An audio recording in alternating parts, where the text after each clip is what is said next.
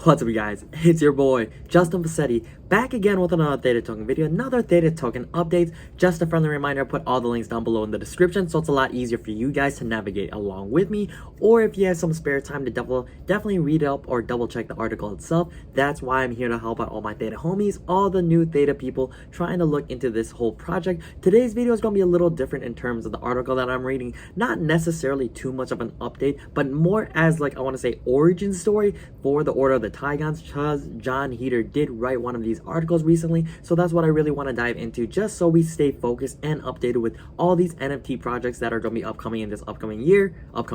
Geez, I think I said that like 5 times. But yeah, going back onto Twitter, we're going to start there as always because that's our favorite place to get some sort of news, especially for Theta. We're going to see that Order of the Tigons tweeted that thank you to all 10 Tigon holders that attended the Zoom call with John Heater at Order of the Tigons friends, partners, owners. It's important we all know more about the Tigons, so please see the article below written by John Heater himself. Observation of Tigons. There was a Zoom call that was with John Heater. Unfortunately, I was not able to attend. I believe there may be a certain amount of requirements, but I don't really know too much details. I am a one-man army, one-man team right now, so it's kind of really difficult in terms of finding all these news, especially while working full-time and also doing my other side hustles. But that's enough about me. Going on to the article itself, we're going to see that Observations of Tigons. About a 6-minute read, so not really too long, so I'll definitely try not to cut so much of my own input while I'm reading it. Maybe I'll keep that all towards the end, so definitely stay tuned for all of that. It's been 2 weeks since their arrival and we still really don't know squat about them. I think the only fact that everyone seems to agree on is that they call themselves Tigons. They came from outer space, and most importantly, they are not here to kill all humans or steal our trees and ore. Everything else is kind of vague and shrouded in mystery. I suppose that's to be expected when aliens come to visit. They definitely tick a lot of boxes when you imagine a proud and extremely intelligent superior race of beings. They're large, strong, composed, they don't say much, and their eyes do all the talking. Dude, those glowing eyes, I'll get to them later. But man, they certainly didn't leave anything to imagination when it comes to wardrobe choice. You'd think they'd be wearing robes with hoods to create an aura of mystery and reverence, but these guys just showed up naked. We're not talking scantily clad. Sure, a handful of them were wearing loincloths and some were wearing S&M-ish body belts, but the bulk of them were butt nude and just embracing the breeze. Oh well, one less detail to worry about. Although due to the lack of any visible dingle-dangles, it's hard to discern genders among them, or even gender exists in their race. Maybe they'll fit in quite nicely with the 21st century Earth. Pretty much kind of true. Scrolling down, you can see like one of the sketches that he made. Maybe like me. It looks kind of different compared to the first drop. Maybe this is a little sneak peek of the next drop. But going on to the rest of the article, obviously if they spoke English or if we spoke Tigonian, there wouldn't be such an information vacuum. I don't know if they're unable to speak or if they choose not to, but it seems mostly communicate through their eyes. As far as I can tell, they want to talk. Their eyes glow brightly and flash all different colors whenever they blink. It must be some kind of visual Morse code with different combination of blinking and colors. I'm really not sure. I'm no scientist, but I tell you, it looks super sick when they do it. Though, it looked even sicker if they had some Chromeo or Daft Punk sync to it. It's like watching an eerily silent psychedelic light show each time. So if they're not here to enslave humanity or drink all our salt water, then what's their purpose? Apparently the most likely reason is that they want to check us out and like teach us the ways in genetic splicing and biohybridization. I think it means they get kicked out and mixing creatures together, like crossing a crocodile with an aardvark to make a crocovark. I don't know, sounds gnarly and gross and maybe a little unethical, but I'm not judging. I mean, what else would you expect from a race that's a literal hybrid of a tiger and a lion? Maybe that's their way of learning more about their own species. I suppose they built their whole civilization and culture around their science, and this is just a guess, but it looks like they mix their own kind with other intelligent alien species by coming in contact with.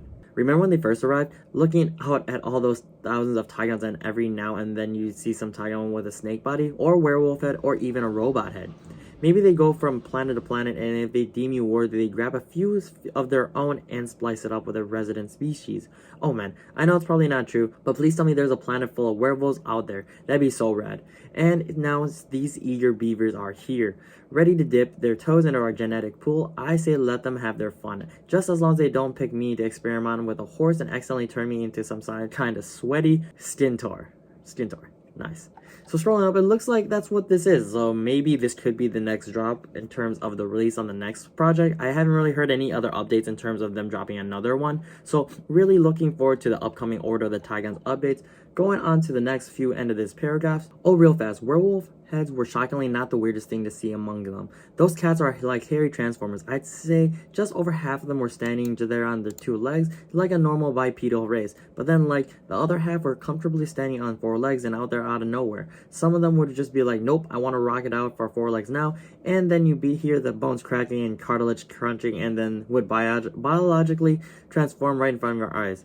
And even weirder than that is you'd see some of the bipedal Tigons saddled up on one of their quadriplegic comrades like it was no big deal riding your buddy like that.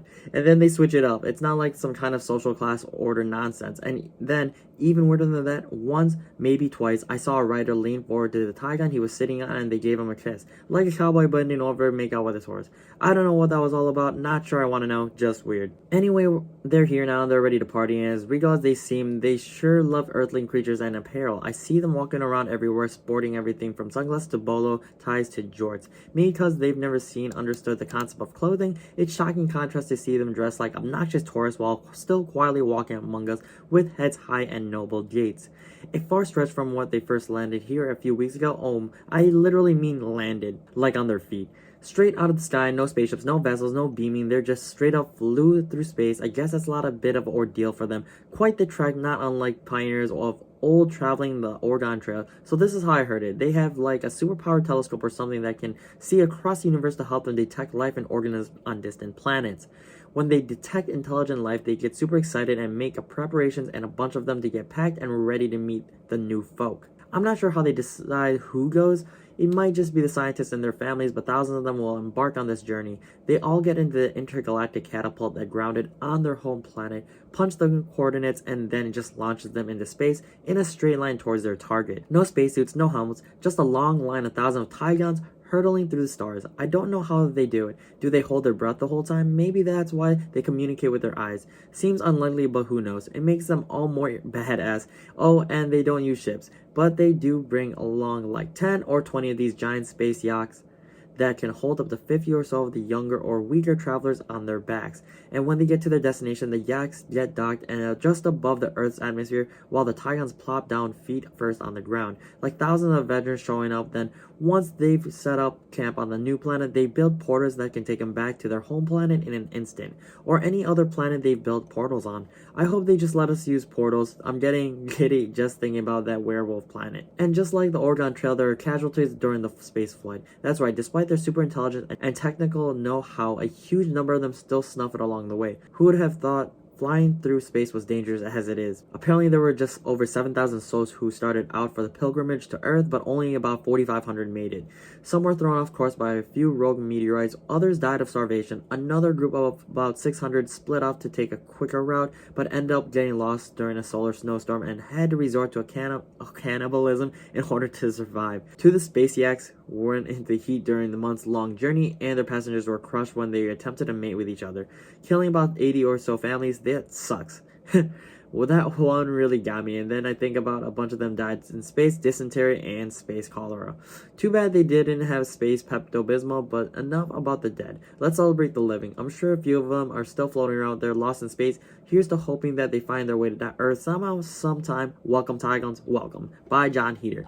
So overall, as you can tell, a little nice origin story in terms of this whole project. As you can tell, if you are familiar or you already own an Order of the Tigon type of NFT, you do have the origin of how many there were initially released. I believe 7,777, and there were a bunch burned, so about 4,500 actually minted. So like he's saying, the other ones were lost in space, and then he does have ones that are minted and also other ones that were reserved by the creators. So the ones floating in space are probably most likely for giveaways, other type of advertisements, or other ways to get more viewers incorporated onto the project itself. So really looking forward to the updates, especially with John Heater and their whole team with Order of the Tigons. I know it's a little different, this whole video, about how I'm reading this article more about an origin story rather than putting a little more synopsis or a little more analysis on these type of NFT projects, but it's really nice having this origin story a little more creative in my opinion, and it's definitely a little different compared compared to what everything else is from what I've been reading and reviewing, especially with what's going on in the world. I think it's nice having a different type of perspective, another way to gauge at one of these NFT projects. So definitely put all your comments down below what you guys think about this project altogether. If you were part of that Zoom meeting with John Heater, definitely if you were watching this video, comment down below. Really looking forward for you guys' input and your guys' experience, really trying to grow this type of population, this channel, and also the Theta network community, because we are the Theta homies. We hold strong, and really looking forward to making the next video. So as always, if you are new to the channel, please hit that like and subscribe button, as it does help on my Theta videos for NFTs, partnerships, and all types of updates. If you're a returning viewer, thank you guys again for coming back and watching these videos, but really looking forward to the next one. But until then, it's your boy Justin Passetti, so try to keep up. Hi, deuces.